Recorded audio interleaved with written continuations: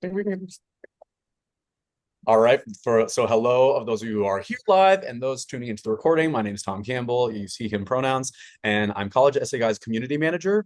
And I'm joined today by Jay and Tillie, my wonderful colleagues, we're going to walk through how to stand out when it comes to extracurriculars and summer experiences. Jay and Tillie, would you mind just sharing a little bit about yourselves and how you came to this work and came to College Essay Guy? I could start. Hi, everyone. My name is Jay. I am a SoCal native. I first started working in education when I was in college, and I was helping through one of the clubs there, doing some tutoring and peer mentoring, and ended up really liking the world of education. So after I graduated, I went back, got my master's degree in school counseling, worked at the public schools for a couple of years. But as you guys probably already know, the caseload at public schools are quite big. So I transitioned over to independent counseling, and I also worked on the side as a UC admissions reader, where I read student files and rated them before I sent them off back to the admission office, where they did the final evaluation of the student to accept them or deny them. And yeah, I've been since then transitioned over to CG, helping students from all over the country. Awesome. And hi, everybody. My name is Tillie, and I am a senior college counselor here at CEG, but I am also a content specialist. So, help put together and do webinars like this, but also our podcast content and building resources that many of us have come to know and love through CEG. And my education career started, as a tour guide walking backward at Whitman College, and then mastered that, and then proceeded to do admissions. So I got sort of down and dirty, and have seen actually kind of every piece of this process. So had my admissions experience, being in those rooms where we're making those decisions, reading applications, doing interviews, recruiting in high schools, and then eventually dabbled a little bit in professional writing, communications, and PR, and then went and got my master's degree in education, which took me to do college counseling everywhere from Canada to Thailand, and then I became director of college counseling at a private school in the Bay Area for several years, which was a fantastic experience. And then actually had my COVID epiphany, decided to pursue another love of mine, which is acting and filmmaking. So I moved to LA for a couple of years, built out that passion of mine, but was still doing independent consulting work, was doing workshops for CEG. So some of you might have seen me in your high schools all over the US, and then transitioned to now full-time work for College Essay Guy as of 2 months ago. So I'm feeling fresh and excited to be on the full-time team and to help everybody get a sense for how you stand out in this crazy process. So thanks for being here. Let's jump in. Yeah, awesome. Thank you so much, Jay and Tilly. And then just in case you haven't met me before, so my name is Tom. My background is also similar to your other co-hosts in college admissions and college counseling. I realized that we're actually representing like some like powerhouse California admissions experience with Jay reading for the UC system, Tilly reading for USC, and myself reading for Pomona College. I've been working in the admission office for 4 years. I got my admissions career at my alma mater, Holy Cross, and then I also worked at an independent high school similar to Tilly in Seattle for a little while. So yeah, you're definitely among people who know a lot about how things work behind the curtain and have that inside take and experience. So come with your questions, right? We want you all to leave with a little more awareness of some tips that can be relevant to your situation. And of course, this is a webinar, so we're not necessarily like meeting with you face to face and having that kind of like more robust interaction that you may have in like a meeting with your counselor. But we can try to do what we can in the session that we have today. And so we're glad you're here. So just so you know, this meeting is being recorded, and any of the links and resources that we share out in the chat will be emailed up to you will be emailed out to you with the recording as a follow-up. So don't feel like you need to be like hyper clicking on everything and getting all the tabs saved and whatnot. It's going to be all sent to you as a follow-up, so no stress about that. There's AI generated captions available in Zoom that you can find at the bottom of your screen if you prefer a language other than English. And if you have questions, you'll notice that there's a chat, but also there's a Q&A box in Zoom webinar. And so we'd love for you to use your questions. Huge shout out to, I think it was Claire, who was our first question that was sent in using the Q&A box. So please do go ahead and keep your questions all throughout the session. When one of us isn't speaking and presenting, the others will be in the Q&A box, answering away. So there you go. And just so you know, you probably got an email. Most likely, that's the way that you came to this webinar. But we do put together a webinar calendar that's pretty updated by our wonderful operations manager, Jasmine, where she puts in all the sessions that are confirmed for the next few months. So if you want to get a sense for like what other things are coming up and you want to even add them to your calendar, we have an option to do that too, where you can just populate all the sessions on your calendar already. And then you can just sign up like the day of or the day before. So huge shout out to that resource, keep you informed. So this is a little bit of what we're going to get into today, and really going to start out kind of just like big picture. Tillie's going to kick things off with like, what are extracurriculars first of all, and how can you kind of have them not necessarily be like just what colleges want, but also things you actually enjoy doing with your time outside of your classes, because that is really first and foremost how ideally you're spending your time. But then we are going to dive a little bit into, right, it's a balancing act, right, between doing things that you love and that really bring you enjoyment, but also if you're planning on applying to especially more selective colleges, which a lot of families who come to College SAI for support have their sights set on those schools, because those are often the ones that have additional essays that you have to write beyond the personal essay. So Jay and myself are going to talk a little bit about how college admission offices, what they're looking for when it comes to extracurricular experiences and how to frame your experiences in a way that catch the eyes of admission officers.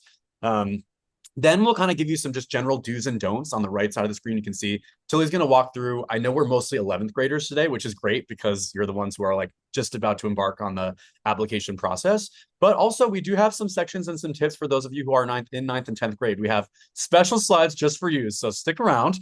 And then we're also going to go into, Jay is going to talk about some of the things that you may want to avoid when it comes to extracurriculars, common mistakes that we see families and students sometimes making in a well-meaning way, but without maybe the clarity of how it actually works in admissions and what actually makes a difference. Because there's lots of urban legends and myths out there in neighborhoods and communities that are like, you need to do this summer program at this elite college to get into school, period. And it's like, that's a really extreme sentence. So we're going to dial back that anxiety, right?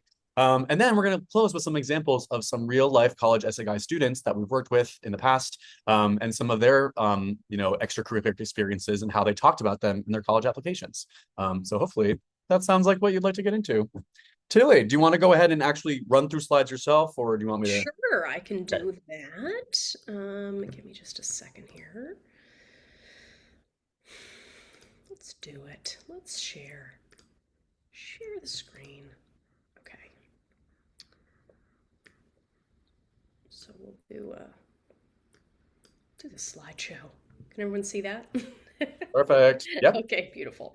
So we're wondering, right, how do values, roles, and identities actually inform your extracurriculars? And this is not maybe the question that first comes to mind when you think about it, but this is something that we at CEG believe in deeply, and that it has proven time and time and time again with the many, many students we have worked with to actually help you understand, make good decisions, and enjoy the experience of doing extracurriculars. What a concept. But before we get into that, what counts as an extracurricular? I think the baseline is if you are doing it and it is not in class and it is not homework, and it's something that's meaningful and has value, it's an extracurricular, right? Sometimes people think, well, I'll say, well, what do you do if you just have a little extra time? Well, maybe I'll play the guitar, but that doesn't count. Yes, it does, right? You're playing the guitar. So you want to be mindful that it's really anything that's happening outside of that singular academic experience in class or doing homework. There's also, you want to think of kind of beyond basic functions, right? There are some chores that we're just expected to do. Maybe we help with laundry or we take out the trash, right? And those are, you could think of as daily routines, which are different than family responsibilities, right? Some folks and some students have larger responsibilities within the context of their families, and maybe they're helping cook, or maybe they are helping actually drive their siblings to and from class, or they're taking care of a relative who is very ill, or they're expected to work, right, in order to contribute. Those are significant family responsibilities that should absolutely be included. And there's actually a section on the Common App now that sort of prompts you to answer some of those things, but if they're taking up a real significant amount of time, it's definitely something you need to state, because it's a way that you're spending, as we say here, a significant amount of time.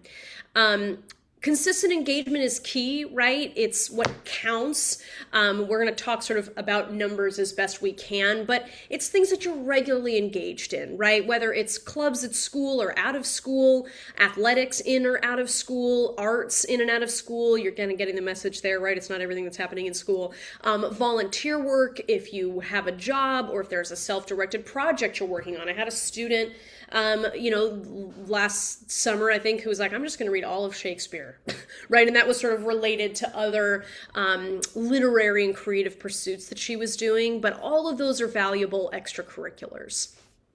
Okay, so it's helpful in some ways, I think, to take a look at the actual categories on the Common Application. So we have pulled these from the actual application you will fill out and submit to many, many colleges.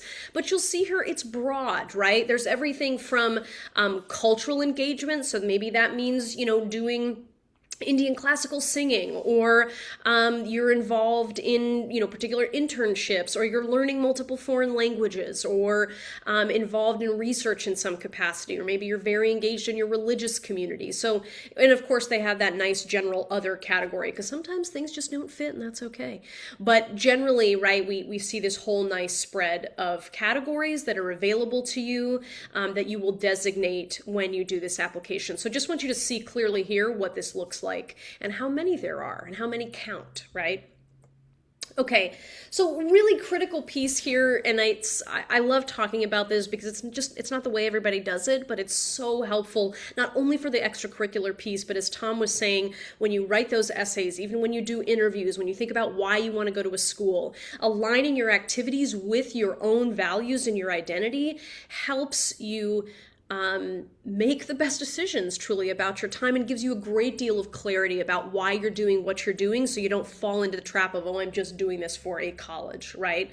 So when you think about your personal values, we meaning, hopefully your parents, but also college admission officers, if we as your counselors want you to be choosing extracurriculars that reflect what matters most to you, right? Maybe it is helping others. Maybe it is a sense of curiosity or spirituality, or whatever it is those values are, the things that you're spending your time doing should align with those, right? And that's, as we're saying here, it's going to naturally energize you rather than drain you. And I'm just telling you, having read not only applications for USC, but many, many, many others, it becomes very clear when you're writing about things or putting things on your list because they're part of a checklist and they're not actually something you care about, because it's so much easier to write about, explore, challenge yourself in areas that actually drive you and make you excited about who you are and your place in the world. You want to think about the fact that we have multiple identities. We contain multitudes, right? I'm a professional educator, but I'm also a filmmaker and an actor, and I love studying languages, right?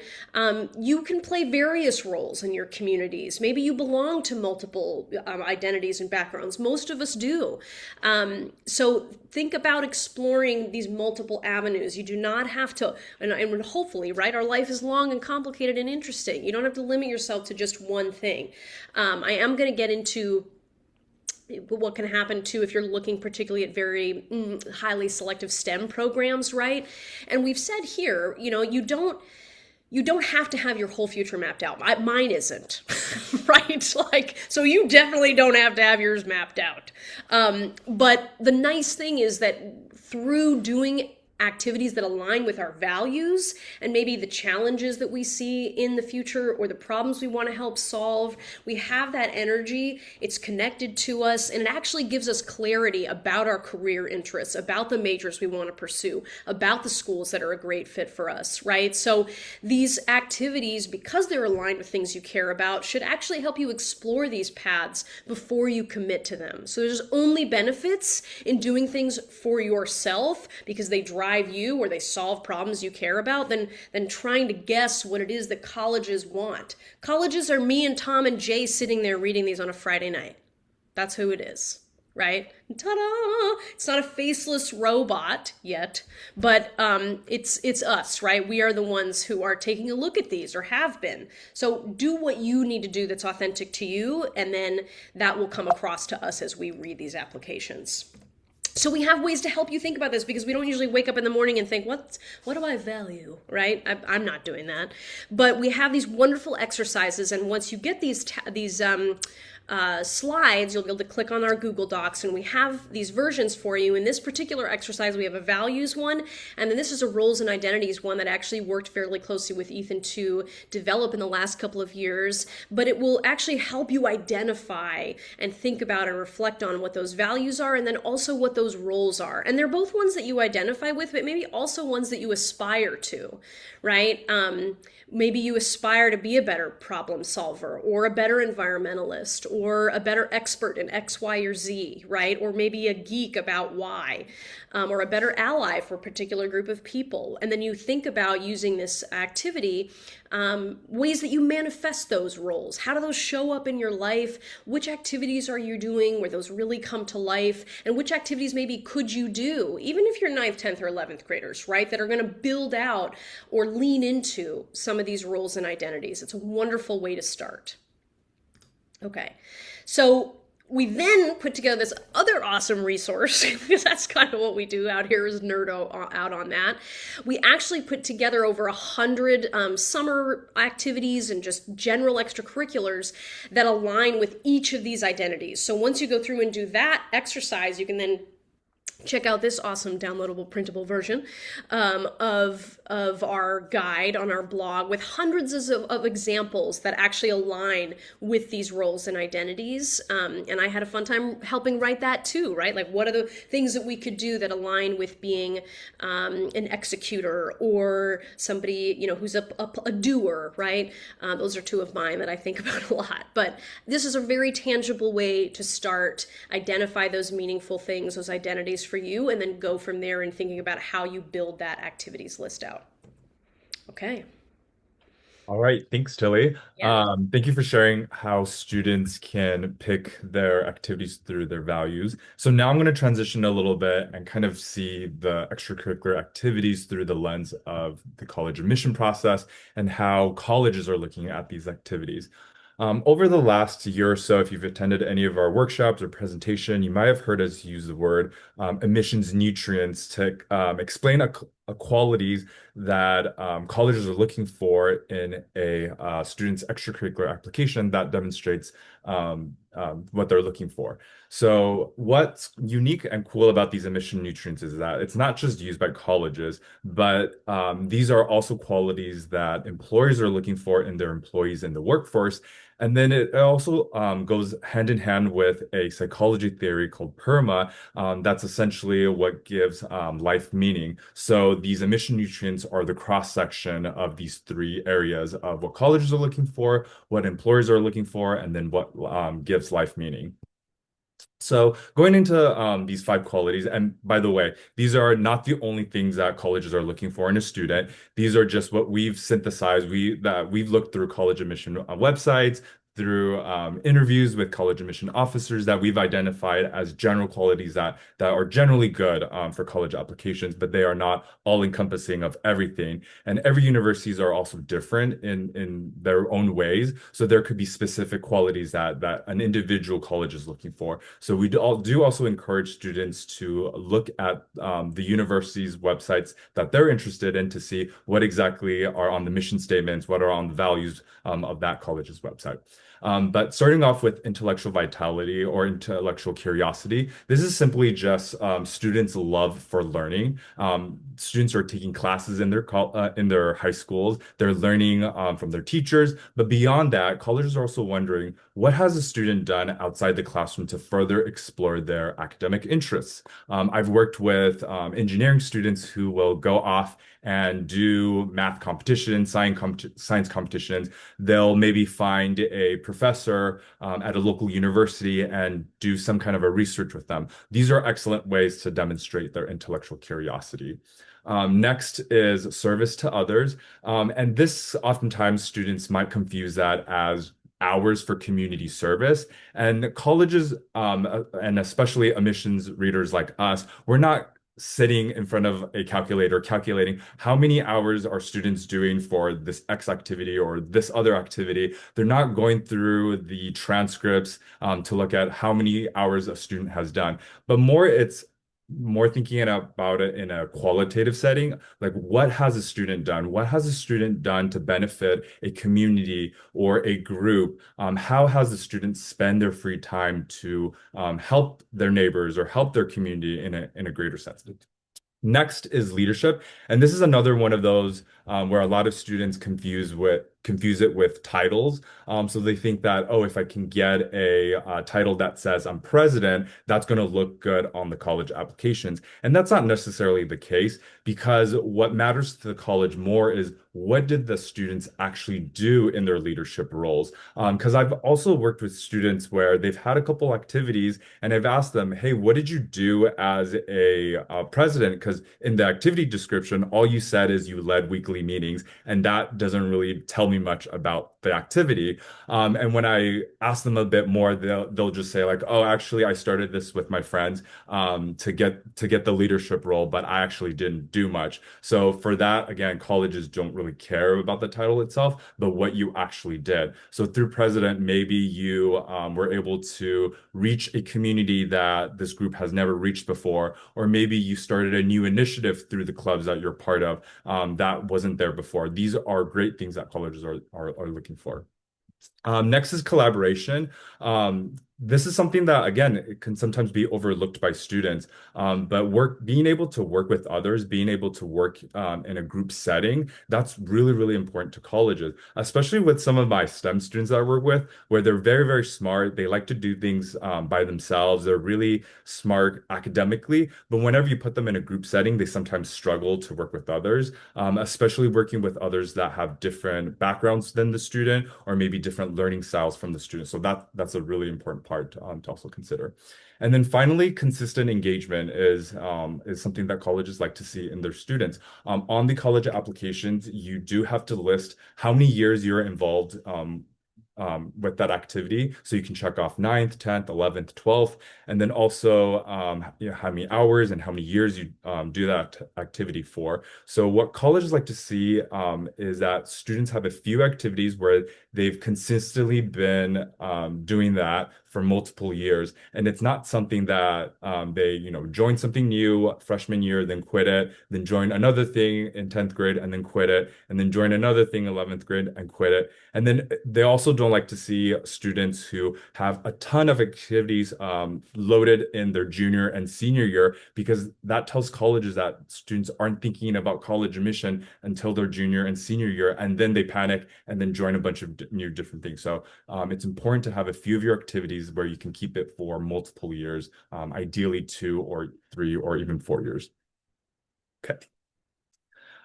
This next slide I really like because it frames these emission nutrients in questions that the emission officers are thinking about when they're looking through a college application, whether that's the activities page, whether that's the college essays, or the letters of recommendation that students provide to the colleges.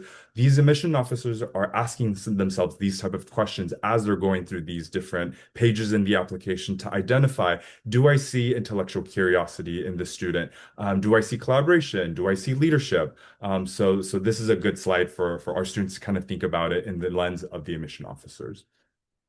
Okay, and then this next slide is also really interesting too. So we wanted to kind of test out like where the colleges where the colleges are looking in terms of these emission nutrients. And what we did was we actually polled our students who were admitted to Brown University. We ran through and pulled data that showed how many of these students actually showed the emissions nutrients. And we found that overwhelmingly, like more than half of them, all demonstrated the 5 emissions nutrients. But more specifically, intellectual curiosity and service to others were the 2 areas that basically every student was able to demonstrate. But the area for collaboration was one that I wanted to really highlight. That was one that not a lot of students were able to demonstrate through their application, whether that's the essays, the letters of recommendation, or the activities list. So that is one of the areas that I encourage the students that are here with us today to think about, how can I incorporate collaboration into my application that I'm going to be filling out in a couple of months or weeks or years. And then, yeah, so these are my key takeaways. These five emission nutrients by no means are the only qualities that colleges are looking for, but they are overwhelmingly general qualities that a lot of colleges deem important. I know at the UCs we have the 13 factors, and all five of these emission nutrients belong in the 13 factors. So they're very important. But there are other qualities like resilience, critical thinking, and creativity that we haven't mentioned in our emission nutrients. So that those are things that I want you to think about when you're planning out your extracurriculars as well. And then also, whenever you're thinking about your specific college, to make sure to go back to their college website and look at their mission and values. And then finally, as I mentioned in the last slide, collaboration was one of the most lacking nutrients. So to really think about how can I demonstrate that through my extracurriculars and how can I demonstrate that through my application? So thanks, Jay. Yeah, I'm going to dive in a little bit more into what admission officers are looking for when it comes to extracurriculars or how they evaluate them. And how so much of that evaluation piece is those qualities that colleges are looking to see. Um, so unpacking admissions and or extracurriculars and the admission process. So this is some data that we often share at college SAI presentations that speaks to where extracurriculars fall in the grand scheme of your overall application. So as you can see from this chart, your grades and your courses are really the most considerably important thing to all colleges that were surveyed as part of this data.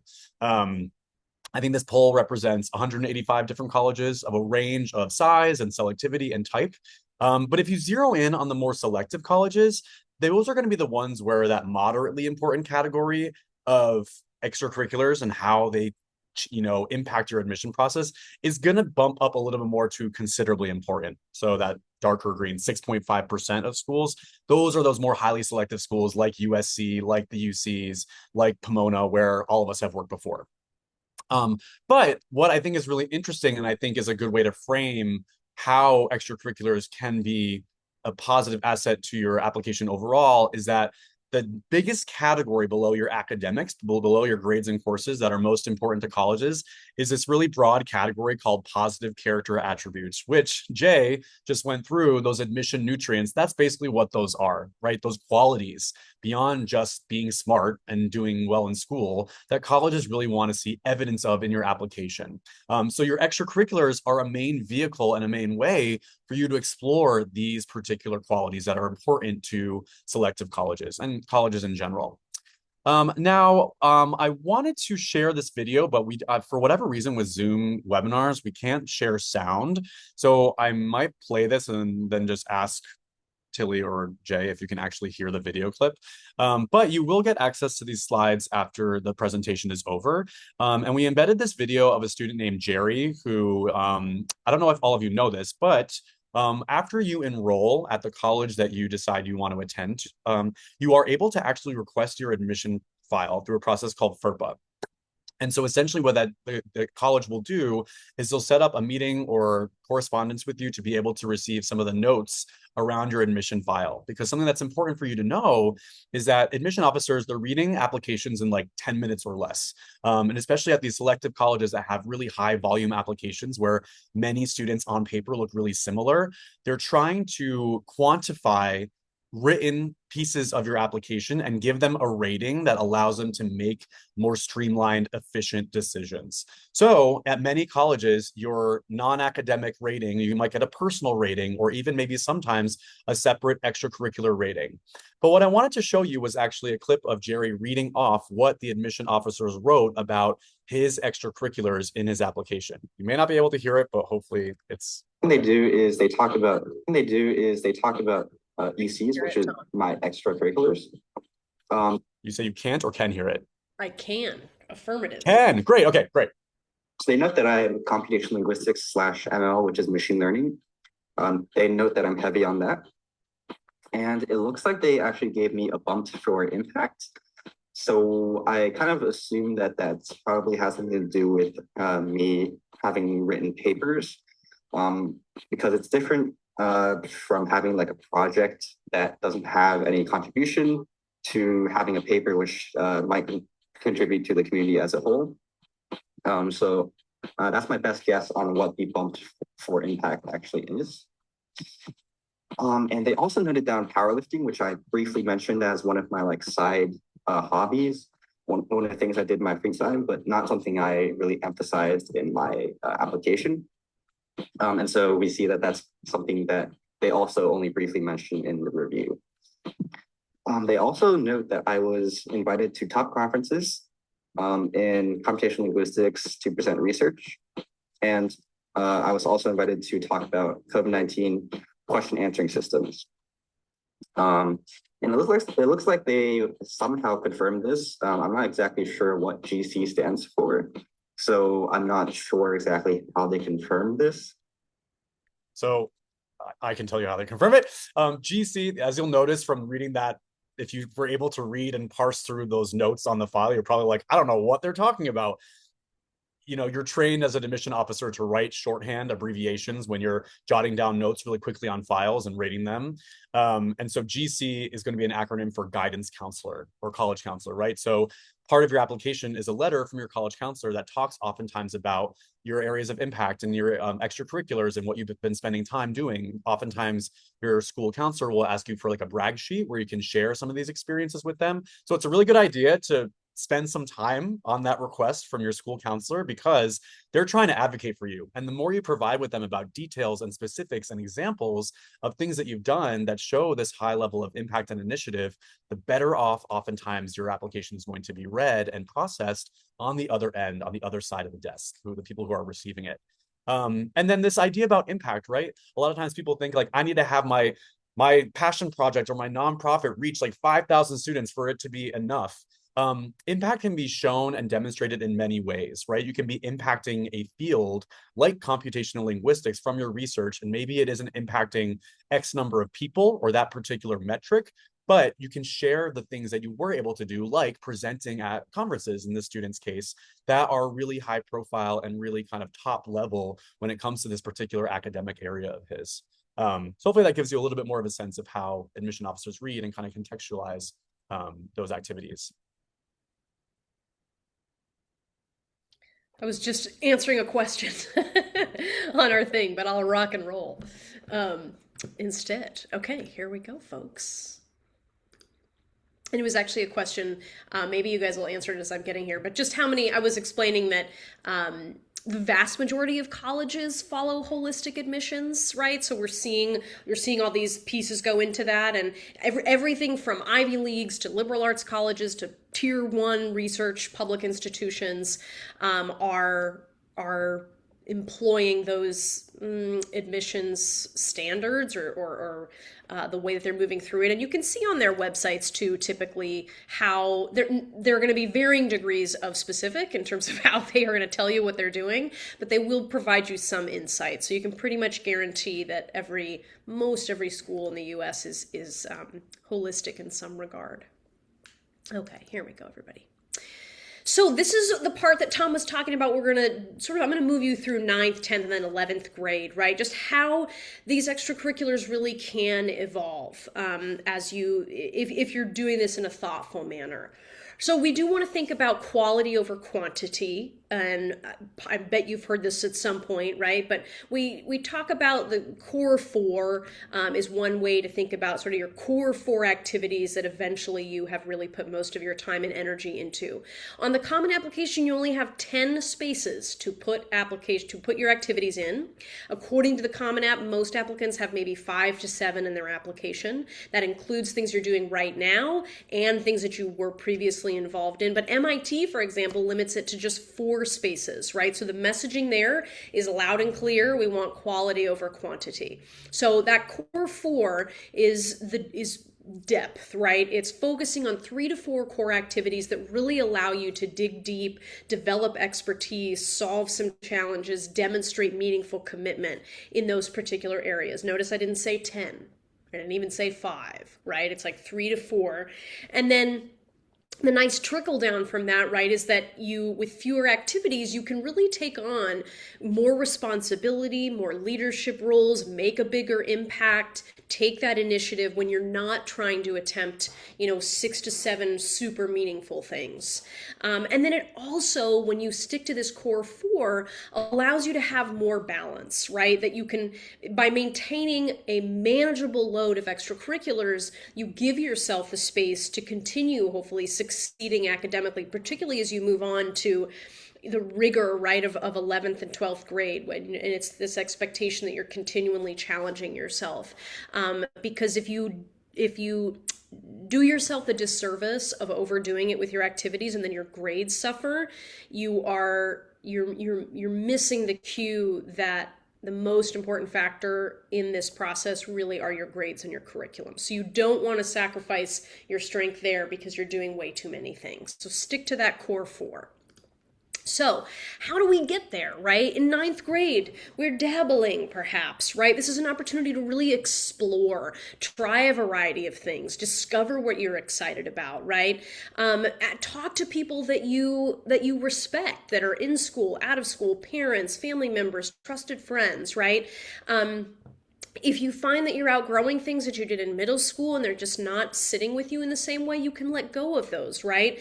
But it really should be a time of trying new things, right? And trying, going to that club fair in high school, or, giving badminton a try if you haven't, or picking up the saxophone, or maybe spending a little bit more time on, reading the science fiction that you loved last year. So it's really the year of the dabble, right? It's okay to not have a ton of clarity in 9th grade. You really should explore.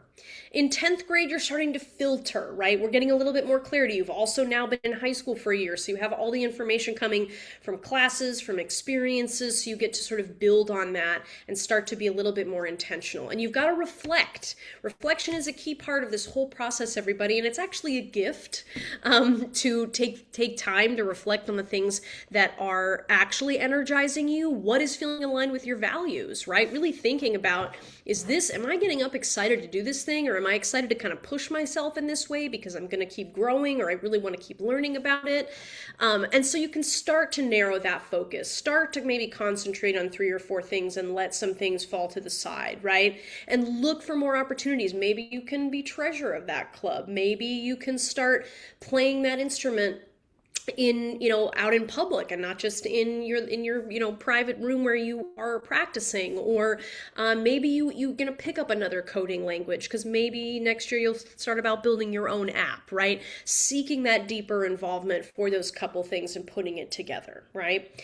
And then 11th graders, there's so many of you with us today, which is very exciting, but this is the year of the deep dive, right? Where you really get to focus deeply on those 1 or 2 activities in your core 4, where maybe you can make the biggest impact, right? Can you take it into your community? Can you address a big issue that you're seeing in the world with this particular activity?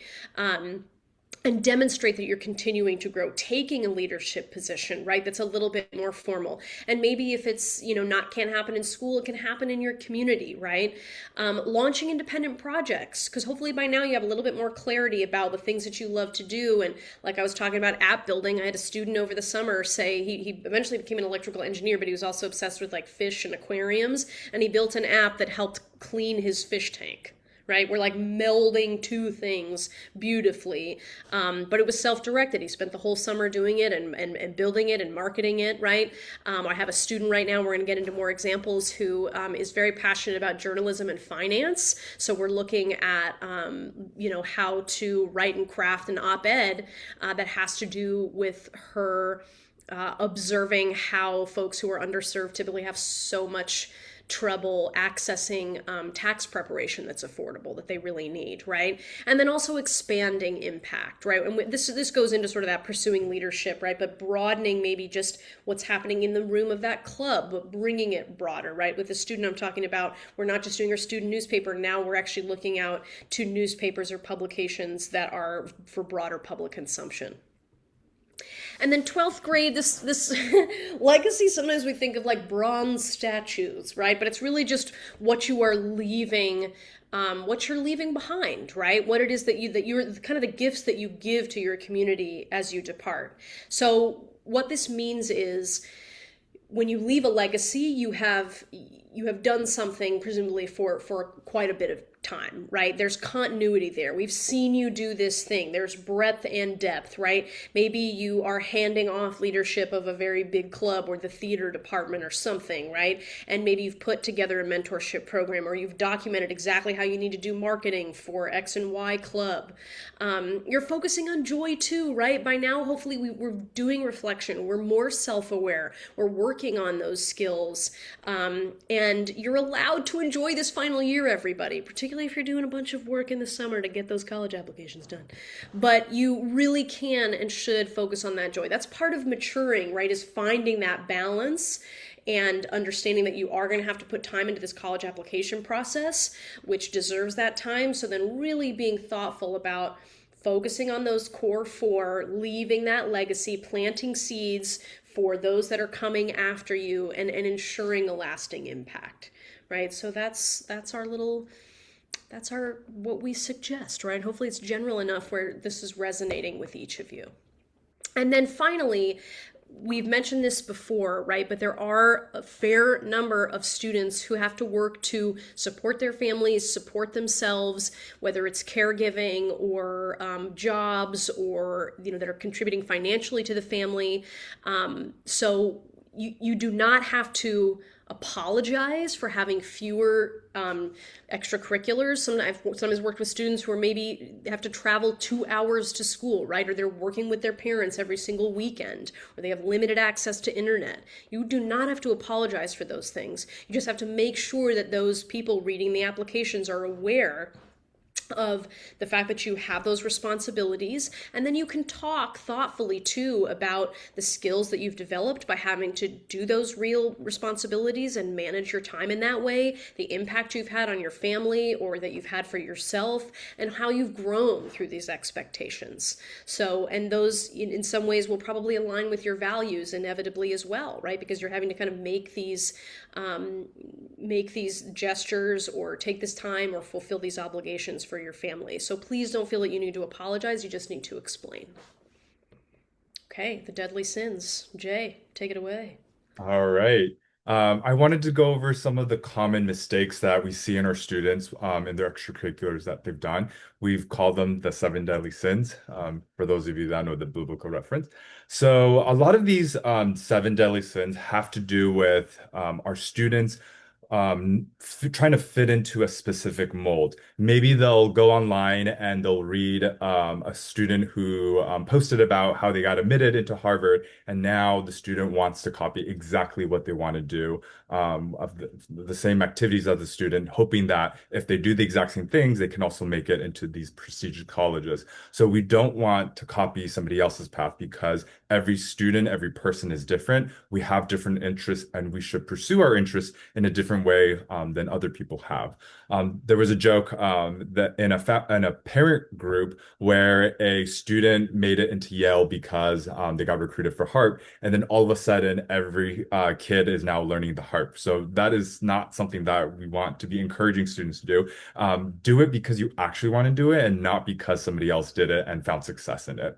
The other couple deadly sins are related to students wanting to chase prestige or titles or impressiveness. So sometimes students will create clubs or join clubs because they heard it looks good on college applications, when this particular activity has nothing to do with what they want to do in the future. I've had students who will start clubs because they want that leadership position, even though they're not really actively doing anything in these clubs. Or maybe they'll join FBLA because they heard that is a good club to be part of, but then they have no interest in business. So it's not aligning with their interests and their future goals. So these are some of the things that we kind of want to avoid, is doing things for the sake of looking good or for the sake of it looking impressive. But instead, we want to then reflect on what we like and what we enjoy doing, and match our extracurriculars to that. Another one that we've mentioned already before is staying trapped in an activity that maybe brought us joy before, but is no longer bringing us joy anymore. It's okay to let things go when it's time to let them go. A good example of this is I worked with a student. He was part of marching band for all of middle school and the first 2 years of high school. And at the end of sophomore year, he reevaluated what it means to be a part of his marching band. He still liked it, but then when he thought about like his time commitment during junior and senior year and all the other things that he was more excited to do now, he just didn't think marching band really fit into his schedule anymore. So he made the hard decision to drop that.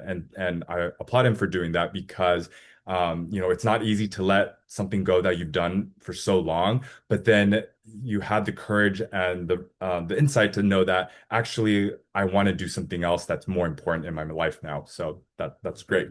Another mistake that some of our students do is all their activities come from their school. On the Common Application, all 10 of these are just school related ones.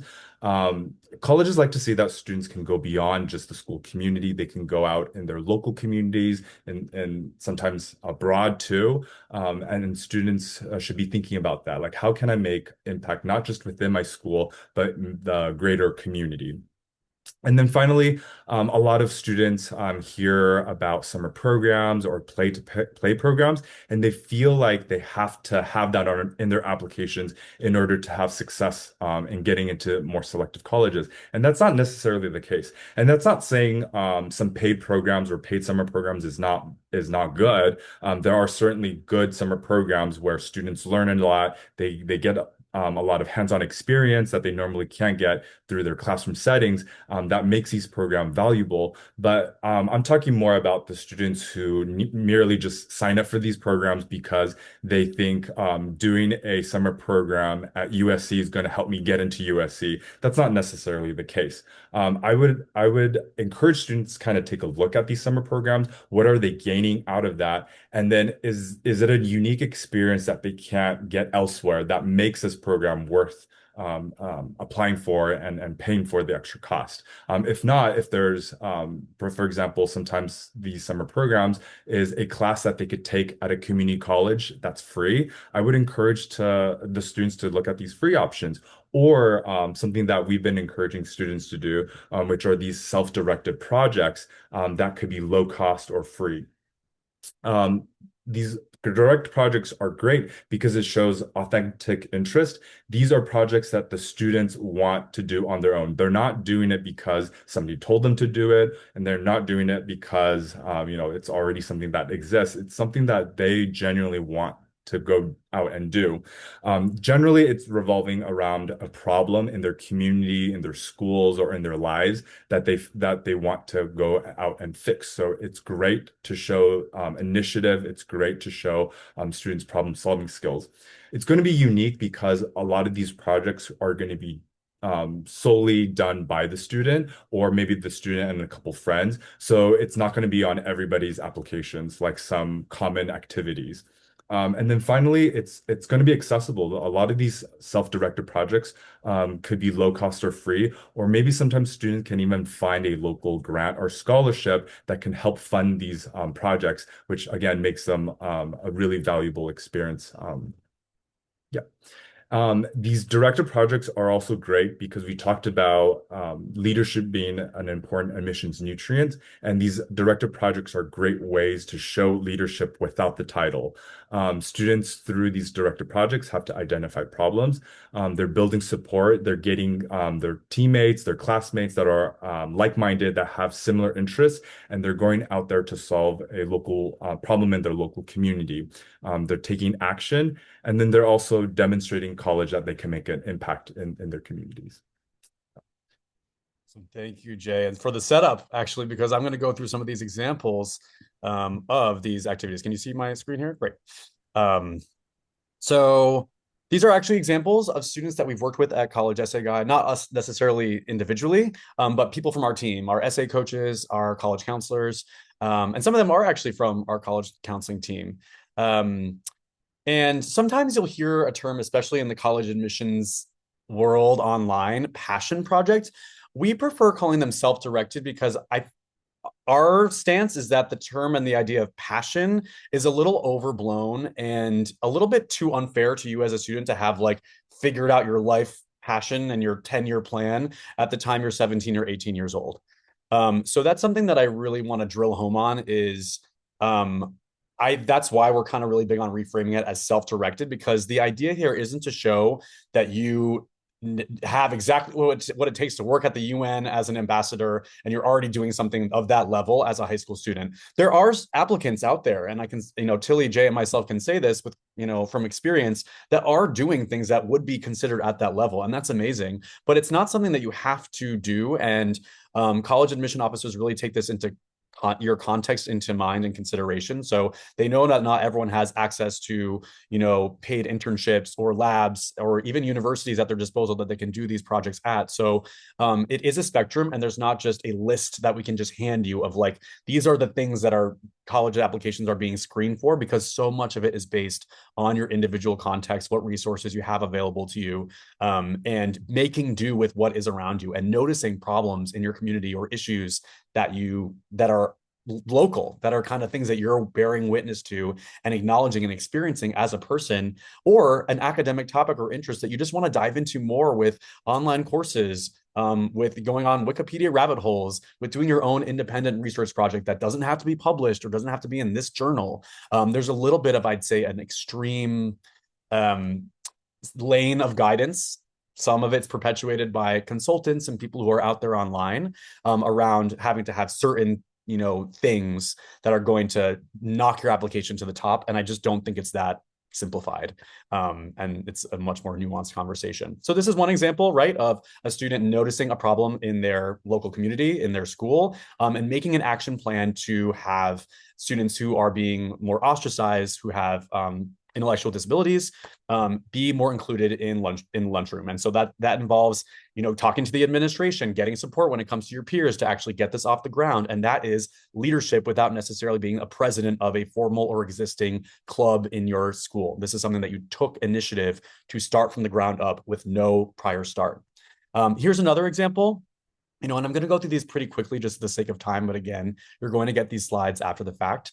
You can join a club, like the environmental club that may be existing within your own school, but then identify a gap that maybe the club isn't reaching or isn't tackling an issue related to environmentalism that you really care about, or you see that there's not as much recycling happening at the school than the school really should be. So you take the initiative and propose to the leadership of the environmental club that you want to get this recycling initiative off the ground. And for this particular student, it's not just even getting the funding and the support from the administration, it's also expanding this when it comes to reach, right? We said impact and reach are big, qualities that college admission officers look for.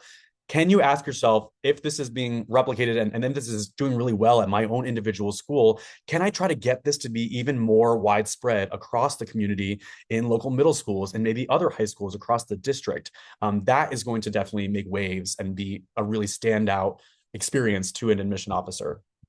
And it doesn't just have to be related to environmentalism or to inclusion with lunch, the arts, right?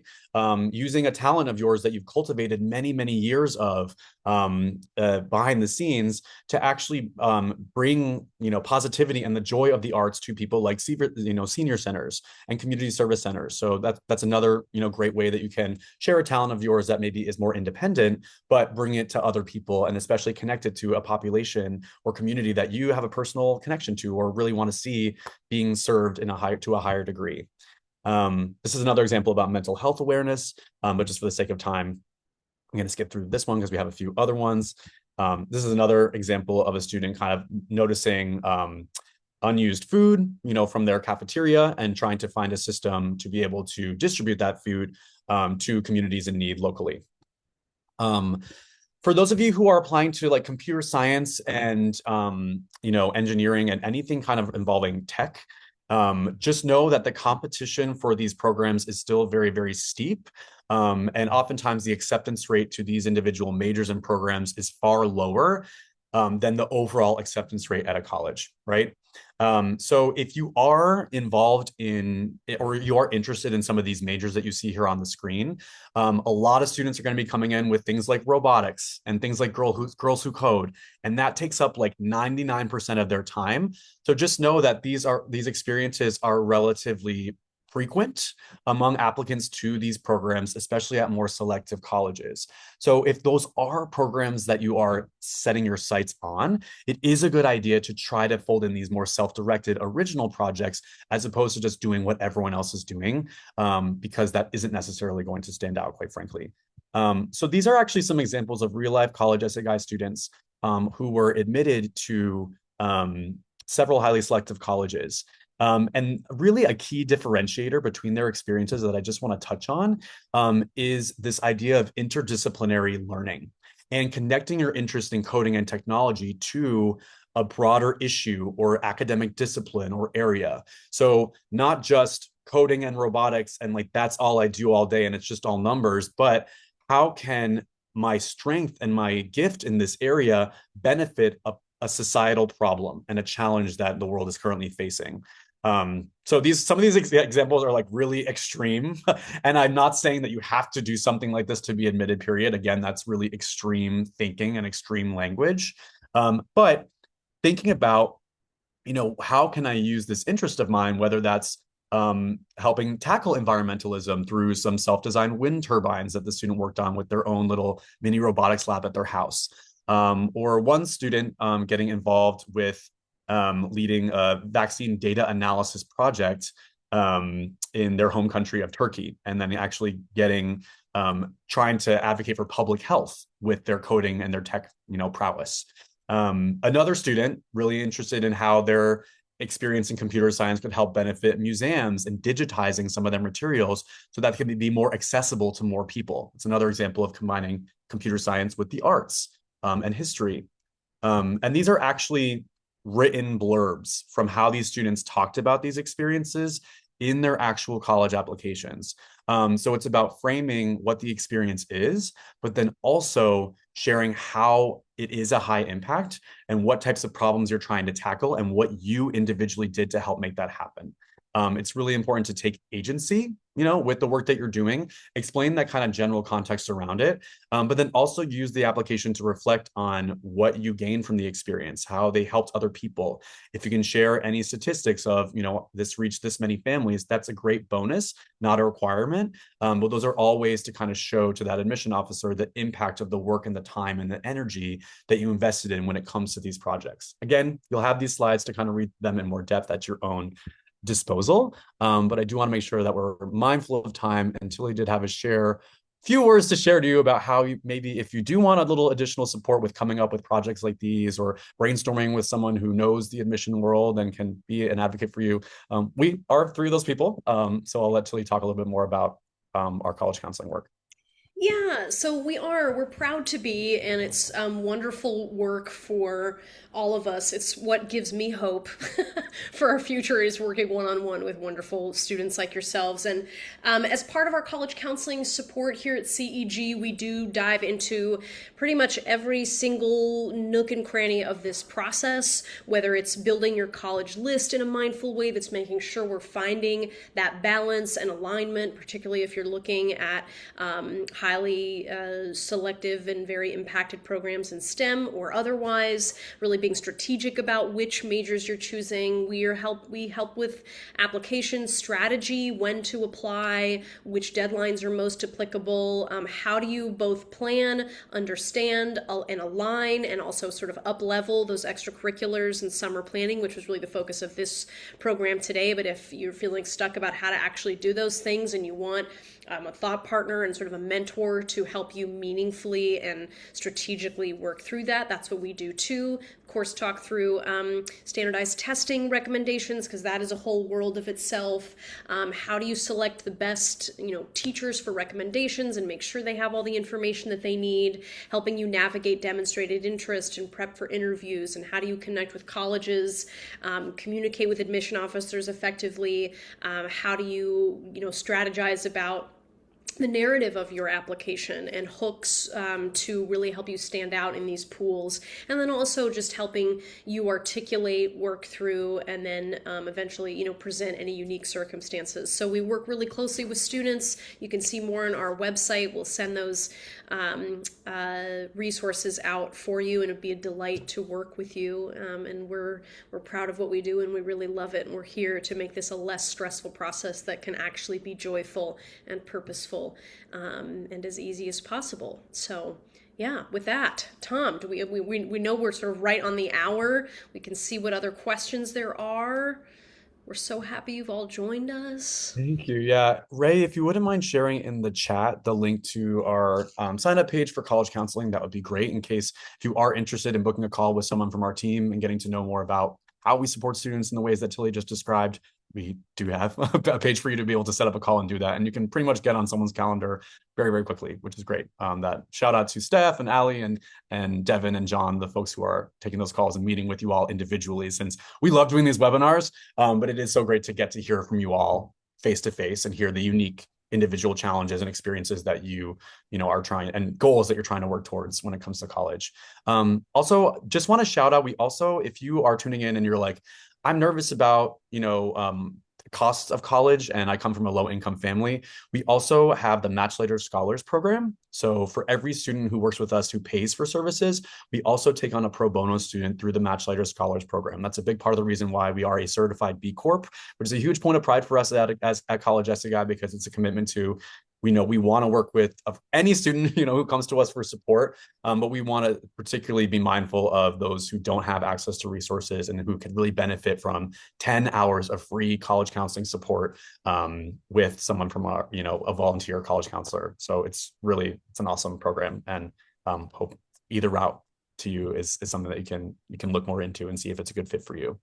Why don't we go ahead and pause the recording, and then we can maybe tackle in the next 10 minutes or so some of the lingering questions if folks want to stick around. And I'm happy to stay till 5:10 on my end. I do have somewhere to head to, but I can stay for a little bit.